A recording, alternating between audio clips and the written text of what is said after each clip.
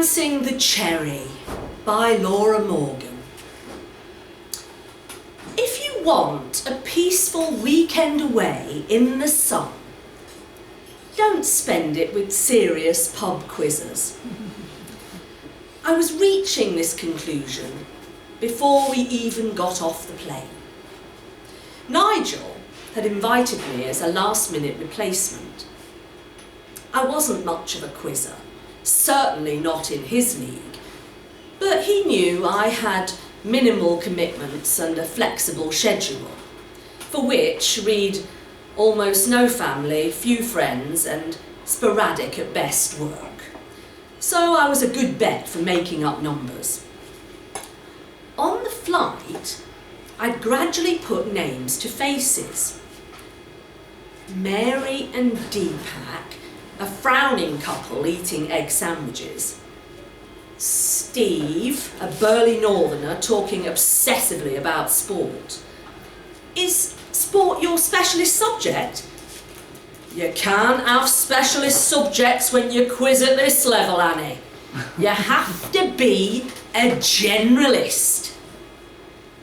Beside him, Nigel, who wrote comic books. All the two of us really had in common was a degree course many years earlier. We'd stayed in touch almost by accident. He calls himself a chef, but he can't even pronounce conchiglie, Mary was saying, to Deepak's and Steve's delight. I ignored them and turned towards Nigel. So, how does it work then? Quizzes every day? That's right. Different formats each night and prizes for winning team and best individual quizzer. And some downtime to hit the beach. There is free time, but mostly we spend it revising. For a pub quiz, what's the prize? A kidney? It's not for the prize, Annie. It's for glory. Was he joking? I decided not to ask. The hotel was actually a hotel and conference centre. Emphasis on the latter, beige and functional. It did at least have a pool, where I quickly parked myself in the last of the afternoon sun. I managed a blissful hour before my phone buzzed. Nigel, are you in your room, hotel bar, 6 p.m? It was 1:45. I went to find the others. To my horror, they were wearing jaunty orange baseball caps, sporting the words, Les Quizerables. Deepak handed me one. Put it on then.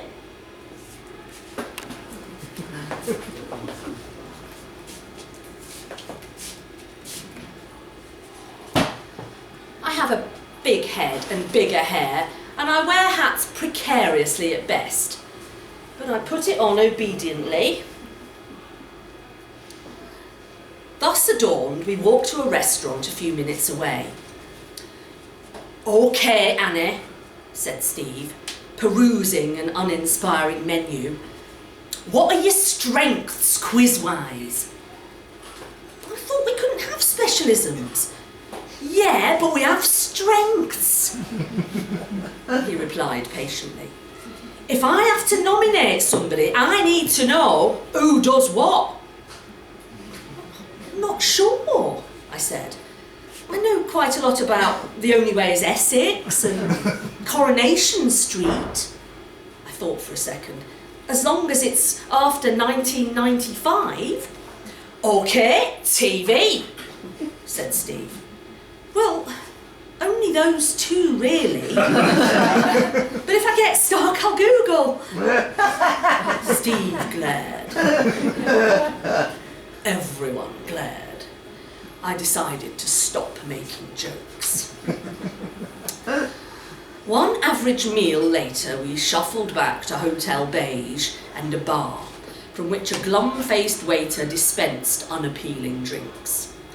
My glass of white, when it came, was lukewarm and had a faint but clear lipstick mark on its rim. I drank from the other side. Once everyone was seated in our teams, a pale-faced man with long hair and a t-shirt that said, "I'm not old, I'm classic," called for quiet, and the quiz began. First round, flags.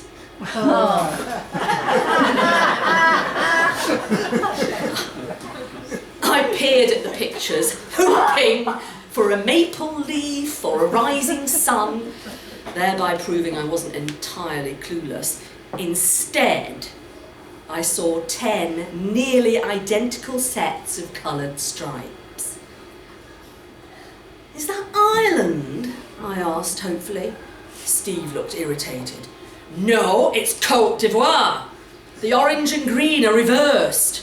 He waved the sheet at me. "Don't worry, I've already filled in the answers." "Steve knows all the flags," said Nigel. The next round went the same way. The answers so blindingly obvious to Steve that he didn't need help from anyone else. The quizmaster tallied the half-time scores and announced that we were joint first with the Know-It Ales. "That's even worse than our name," I laughed. Mary blinked, then turned to Deepak. "Let's get a drink." They wandered to the bar, leaving an awkward silence behind me. Nigel and Steve discussed the minutiae of the scoring mechanism as I occupied myself in inspecting the wall. Mary and Deepak returned, handing me another warm wine. Mary's mood seemed to have changed. "Guess what we heard at the bar? There's a TV talent scout here. They're looking for quizzers to go pro." The arrival of royalty could not have thrilled the rest of the team more. Steve slapped the table, slopping the froth from several beer glasses, and looked around expectantly. "Do we know who it is?" he asked, as if the scout might be wearing a badge. "I'm in telly." Suddenly, "I'm not old, I'm classic," stood up, put 2 fingers to his mouth and whistled piercingly. "Places for the second half, please." In the end, Les Quizerables came second with no help from me. Next morning, breakfast echoed with talk of the TV scout. The heightened atmosphere in the room was palpable. Mary was wearing makeup, which she hadn't the day before, and Deepak had swapped his hoodie for a shirt. Nigel's hair was combed, his beard trimmed. They were just as excited as they'd been the night before, their eyes swivelling right and left, scouting. Steve was wearing a Hawaiian shirt. "I'm off to the beach after breakfast," I announced. "Anyone?" "Actually," said Steve, "I want us to do some quick-fire question and answer practice." "At the beach?" I asked hopefully. "I thought the bar. Compromise on the pool?" Deal. About 15 minutes into the practice, Steve took pity on me and let me go. I made a beeline for the beach and spent the rest of the day reading and dozing on a sun lounger in the shade. After a while, the sun was in my eyes, so I put on my Les Quizerables hat. It almost fitted if I pushed it down hard. A sandwich, several lollies, and 1 beer later, I returned pinkly to the hotel. Over dinner, Steve tested us on the subjects of that night's quiz. I did poorly on politics and literature, but surprised myself on music. "Our secret weapon," Steve beamed. "Because nobody thinks I'm a threat?" "Exactly." As the quiz began, I found myself enjoying the assorted quizzes' attempts to look like potential TV stars. One woman affected a screeching sort of laugh, which might, I suppose, make her memorable. Several men made loud jokes and looked around to see who'd noticed. And Steve's northern accent became noticeably stronger whenever he gave an answer. This fascinated me so much that only when Nigel nudged me and whispered, "Annie," did I notice the others were looking at me. What? What's the answer?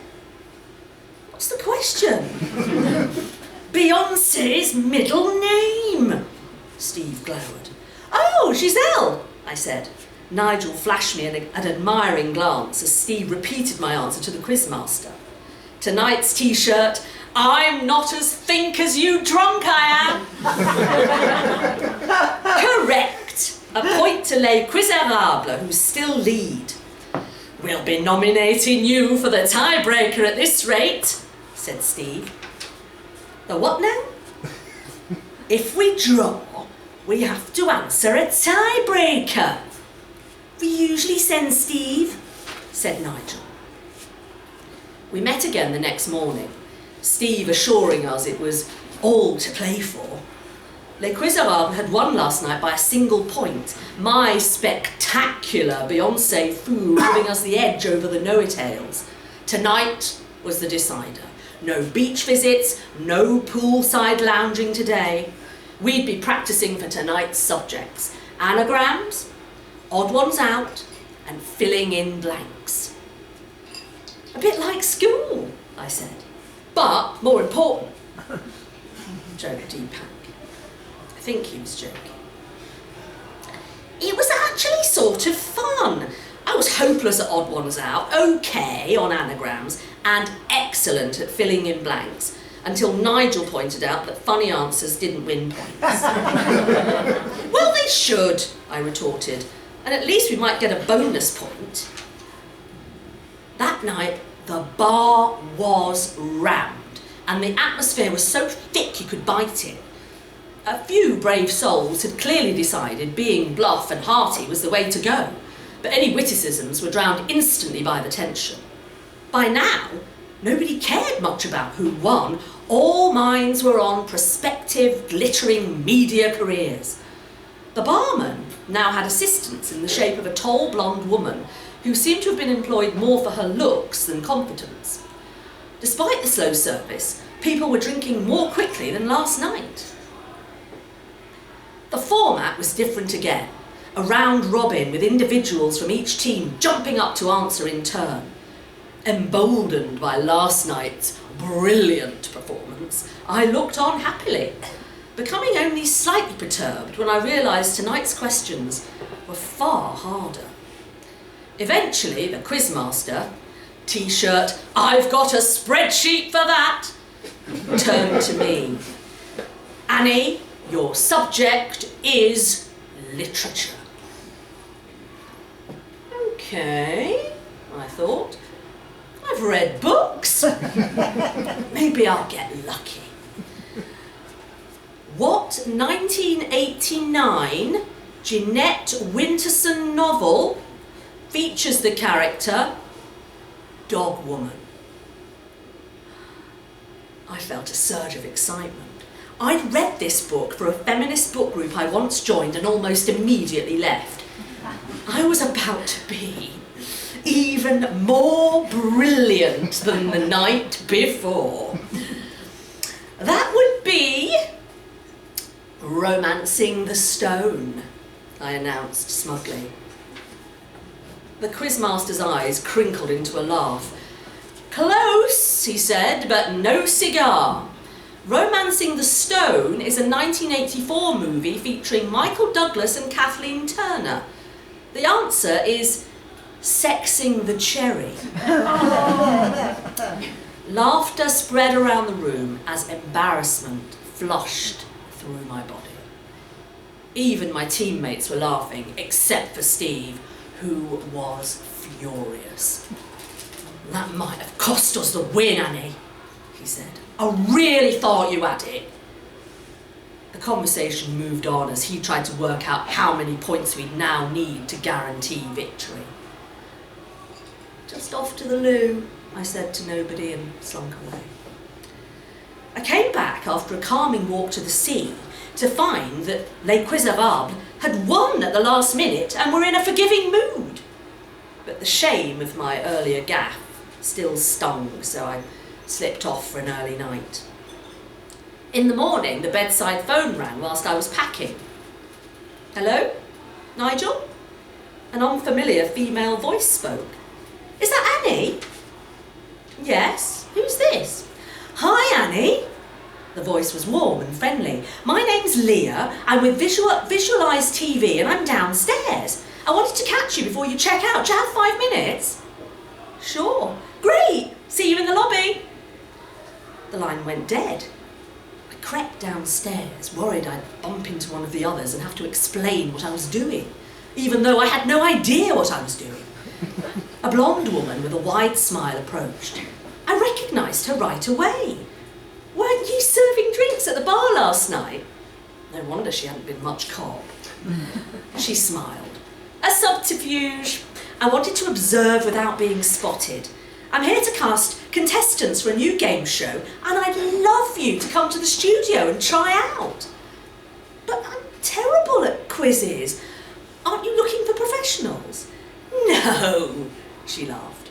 We want funny answers as well as good ones. I loved your joke answer last night. You're just what I'm after. A joke. It was a joke. Okay.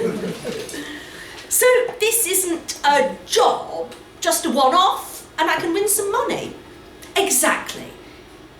If you're in, let me know and I'll email you with all the details. Nigel thought it was hilarious, but the others only forgave me once I'd been on TV, because they wanted to hear all the stories, and it helped that in the end I'd only won £340. So eventually I was invited to one of their regular pub quizzes. Now, they invite me back from time to time, although I'm pretty sure it's still a last-minute replacement. But quizzing, I've decided, is all about the small wins. Because once in a while, there's a question about Mariah Carey or Made in Chelsea, and everybody turns to me.